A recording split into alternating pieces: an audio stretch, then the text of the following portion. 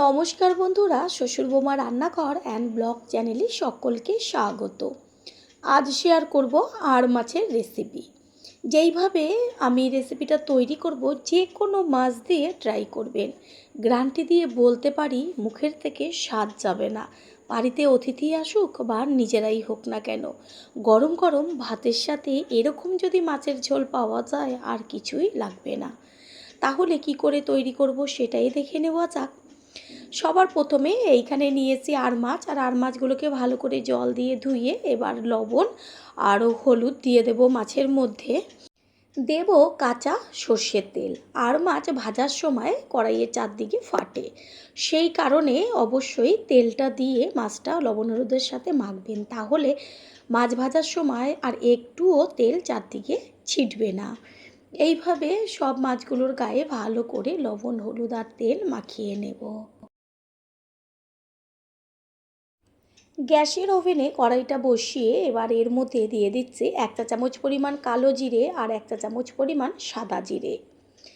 গ্যাসের ফ্লেম লোতে করে এই কালো জিরে আর সাদা জিরেটা প্রথমে ভেজে নেব ভালো করে। একটু যখন দেখবেন চটপট হয়ে ভাজাটা শুরু হয়েছে আর সুন্দর একটা মিষ্টি গন্ধ বেরোচ্ছে, তখনই নামিয়ে ফেলতে হবে, না হলে মশলাটা পুড়ে যাবে। এইভাবে সাদা জিরে আর কালো জিরে দিয়ে মাছের ঝোল তৈরি করে খেয়ে তারপরে সে কমেন্ট করে জানিয়ে যাবেন যে কতটা টেস্টি হয়েছিল। মশলাটা ভেজে নিয়েছি, এবার একটা প্লেটে ঢেলে ঠান্ডা করে নেব। আর এই মশলাটা আমি কখন কিভাবে ব্যবহার করব সেটা জানার জন্য সম্পূর্ণ ভিডিওটা কিন্তু দেখতে হবে। গ্যাসের ওভেনে কড়াই বসিয়ে তাতে দিয়েছি তেল, তারপর দিয়ে দিচ্ছি 1/2 চা চামচ পরিমাণ হলুদ গুঁড়ো। এবার আস্তে করে মাছগুলোকে ছেড়ে দেব। এই যে হলুদটা দেওয়া হলো আর সর্ষের তেল মাছে মাখানো হয়েছে, তেলের মধ্যে মাছটা দেওয়ার পরে তেল চারদিকে একটুও ছিটবে না। এইভাবে সমস্ত মাছগুলোকে ভেজে নেব।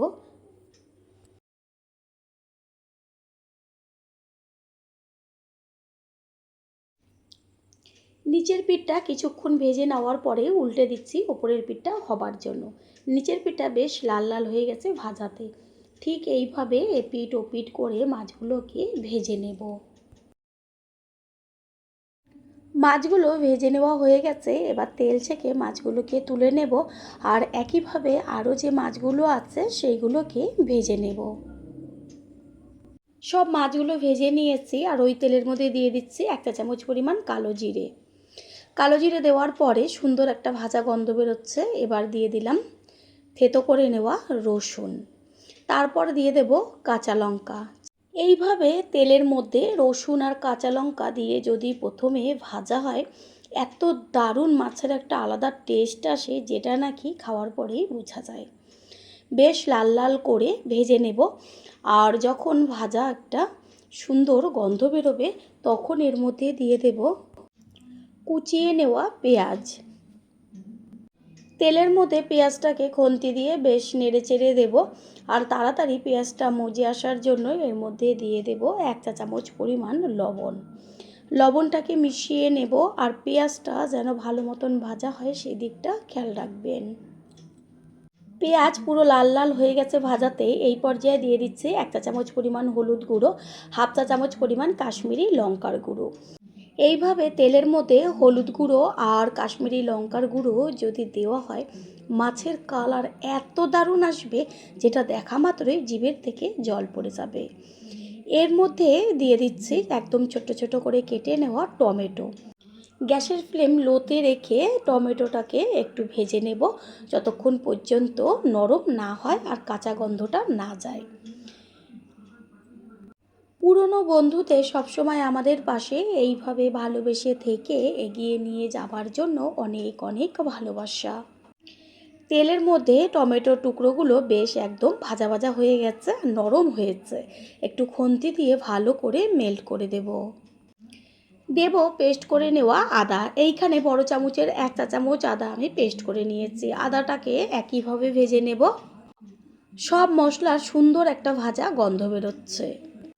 দেব 1 চা চামচ পরিমাণ জিরের গুঁড়ো আর দেব 1 চা চামচ পরিমাণ ধনের গুঁড়ো।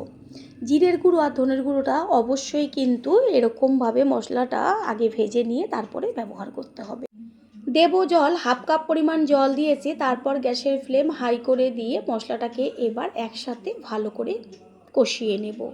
মশলাটা কষানো হতে থাক। অন্যদিকে এইখানে যে কালো জিরে আর সাদা জিরেটা ভেজে রেখেছিলাম, এটা ঠান্ডা হয়ে গেছে। এবার একটা থেতনির মধ্যে করে একটুখানি থেতো করে নিলেই সুন্দরভাবে গুঁড়ো হয়ে যাবে। এদিকে মশলাটার থেকে সুন্দরভাবে তেল ছাড়ছে। মশলা কষানো একদম কমপ্লিট হয়ে গেছে। আপনারা চাইলে এই মাছের ঝোলে আলু বা অন্য কোনো সবজিও ব্যবহার করতে পারেন, তবে আমি কোনো রকম সবজি ব্যবহার করিনি। গ্যাসের ফ্লেম হাই করে দিয়ে দেব জল। আর একটু জলের পরিমাণটা বেশি দেব, কারণ এই যে মাছের পাতলা ঝোলটা হবে, এই ঝোল দিয়েই ভাত খাওয়া হয়ে যাবে। প্রথমবার যারা আমাদের চ্যানেল ভিজিট করছেন তাদের আন্তরিক শুভেচ্ছা ও অনেক ভালোবাসা। আমাদের রেসিপিগুলো যদি ভালো লেগে থাকে সাবস্ক্রাইব করে দেওয়ার অনুরোধ রইল ও পাশে থাকা বেল আইকনে ক্লিক করলে পরবর্তী ভিডিওগুলো সবার আগে আপনাদের কাছে পৌঁছে যাবে। মাছের ঝোলটা 4 থেকে 5 মিনিট মতন ভালো করে ফুটিয়ে নেব। এরপর এর মধ্যে দিয়ে দেব ভেজে নেওয়া মাছগুলোকে।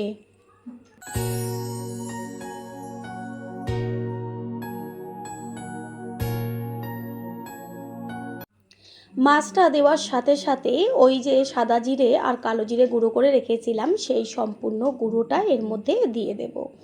মাছের কালারটা দেখা যাচ্ছে কত সুন্দর এসছে। গুঁড়োটাকে ভালো করে ঝোলের মধ্যে মিশিয়ে নেব।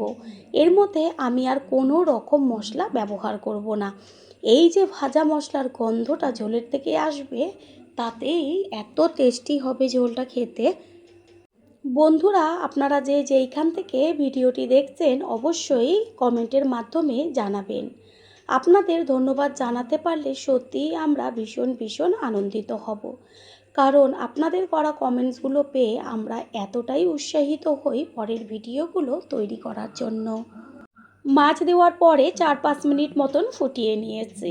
মাছের ঝোল একদম তৈরি হয়ে গেছে। গ্যাস অফ করে দেব।